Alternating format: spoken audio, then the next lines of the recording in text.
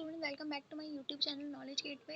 आज की हम इस वीडियो में क्लास 12 की फिजिक्स की जो न्यू बुक आई है उसके यूनिट 18 के मैग्नेटिक फील्ड्स के चैप्टर के एमसीक्यूज सॉल्व करने जाएंगे। So without wasting any time मैं स्टार्ट करती हूँ आपको सॉल्व कराना।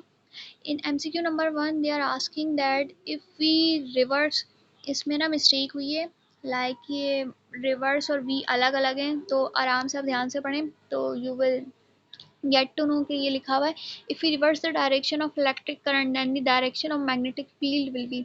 अच्छा, अगर मैं बात करूँ लॉ ऑफ इलेक्ट्रोमैग्नेटिक इंडक्शन के हिसाब से, तो उसमें वो कह रहे थे, माइकल फैराडे ने कहा था जितना भी हम ईएमएफ इंड्यूस कराएंगे उतनी ही मैग्नेटिक फील्ड उसमें प्रोड्यूस होगी।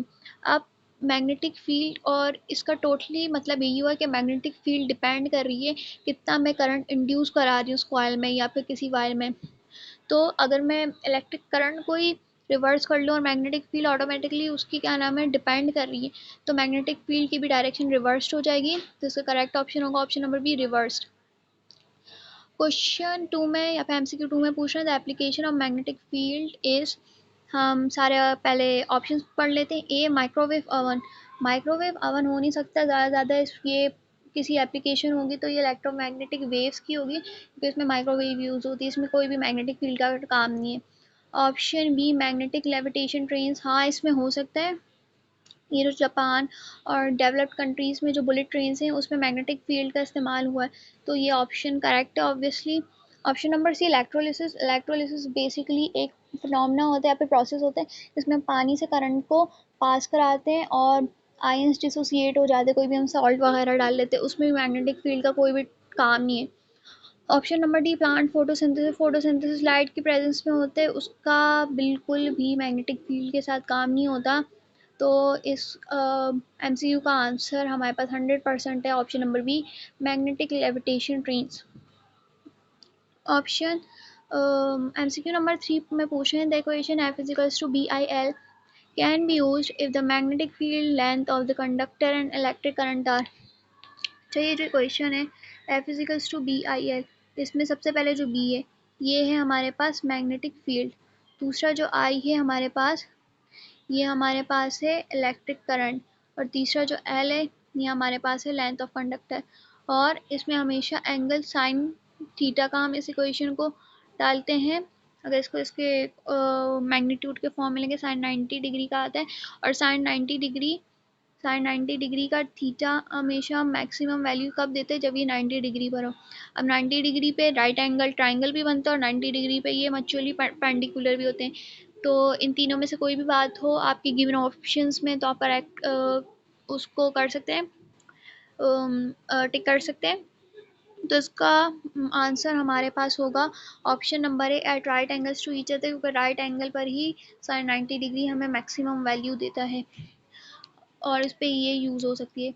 अच्छा, ऑप्शन नंबर एमसीक्यू नंबर 4 है the charge on a particle is double and the velocity remains the same, how then the magnetic field of the particle will be. अब ये इस वाली क्वेश्चन की बात कर रहे हैं F is equals to q v B, ये क्यू है, ये चार्ज कैरिंग कंडक्टर वाला क्वेश्चन है, चार्ज कैरिंग पार्टिकल का। जब हम एक मैग्नेटिक फील्ड में से एक चार्ज कैरी करने वाले पार्टिकल को गुजारते हैं, अब इस इक्वेशन के हिसाब से जो क्यू और एफ का रिलेशन है वो डायरेक्ट बन रहा है। तो अगर मैं क्यू को डबल कर लूँ, चार्ज को मैं डबल कर लूँ, तो ऑब्वियसली बात है कि मैग्नेटिक फील्ड या फिर मैग्नेटिक फोर्स जितनी भी लग रही है वो भी हो रहेगी डबल। तो इसका आंसर होगा ऑप्शन नंबर ए, डबल्ड। अब है question number 5, strength of magnetic field of a solenoid can be increased by. वैसे इसके आंसर ऑप्शन नंबर सी, ए और डी तीनों हो सकते हैं। ये क्वेश्चन इस तरह भी बनाया जा सकता है कि कैन नॉट बी, लेकिन अगर मैं इसका फॉर्मूला भी पढ़ूँ, B is equals to mu naught N I, यहाँ पे टर्न्स को मैं डबल करूँगी तब भी सोलेनॉइड की स्ट्रेंथ बढ़ेगी, अगर करंट को डबल करूँगी तब भी बढ़ेगी, और अगर हम कोई फेरोमैग्नेटिक कोर भी डालें तब भी ये डबल ही होनी है। तो इसके तीनों ऑप्शन ही करेक्ट होंगे। क्या पता बोर्ड में लोग ये मिस्टेक को चेंज करके भेजते हैं, लेकिन इसके आंसर ही तीनों ही करेक्ट हैं अब तक की सिचुएशन के लिहाज से जितना क्वेश्चन पूछा है। क्वेश्चन नंबर 6 में कह रहे हैं the magnetic field inside a long solenoid is. अच्छा, सोलिनॉइड एक होता है इस तरह का सिलेंडर टाइप का कंडक्टर, उसमें से हम लोग पास कराते हैं करंट को जैसे ही पास कराते हैं तो लॉ ऑफ इलेक्ट्रोमैग्नेटिक इंडक्शन के हिसाब से इसमें हो जाती है मैग्नेटिक फील्ड प्रोड्यूस। अब ये मैग्नेटिक फील्ड प्रोड्यूस इस तरह लूप फिर हम लेते हैं एम्पियर्स लॉ का।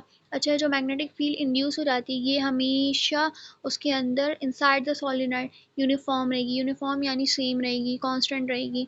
तो इसका आंसर होगा option number B, uniform. Question 7 में पूछ रहे हैं the force between two current carrying conductor arises due to. अच्छा, दो करंट कैरिंग कंडक्टर है, अब इनमें फोर्स कैसे बनती है?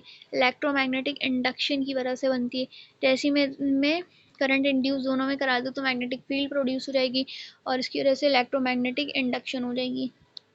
क्वेश्चन नंबर 8 में पूछ रहे हैं to measure a higher voltage what should you do with the voltmeter internal resistance.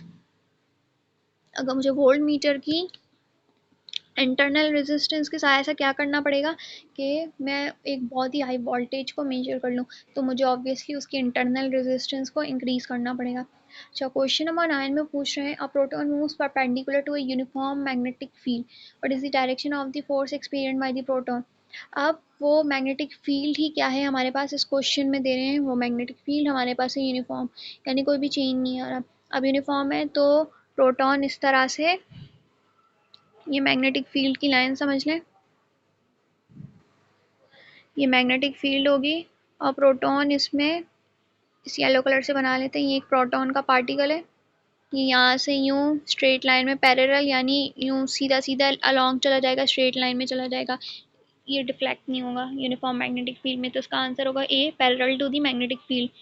Option number 10 में पूछ रहे हैं, क्वेश्चन नंबर 10 में an electron moves parallel to a uniform magnetic field what is the magnitude of force experienced by the electron. अभी मैंने कहा जब एक यूनिफॉर्म मैग्नेटिक फील्ड में कोई भी इलेक्ट्रॉन, प्रोटॉन, जो भी पार्टिकल पैरेलली मूव करेगा उस पे मैग्नेटिक फोर्स का मैग्नीट्यूड जीरो ही होगा, क्योंकि वो पैरेलल मूव कर रहे हैं। मैग्नेटिक फील्ड में हर यूनिफॉर्म मैग्नेटिक फील्ड में अंदर की फील्ड कांस्टेंट यहाँ पे सेम ही रहती है। सो आई होप ये वाले एमसीक्यूज आपको समझ आए हो। इन केस अगर फिर भी आपको कोई भी कंफ्यूजन हो आप मुझे कमेंट कर सकते हैं, so I make it your confusion. यहाँ पे कोई भी सॉर्ट का क्वेश्चन होगा मैं आपको सॉल्व करा लूँगी। I hope you like the video. Okay, thank you, अल्लाह हाफिज़।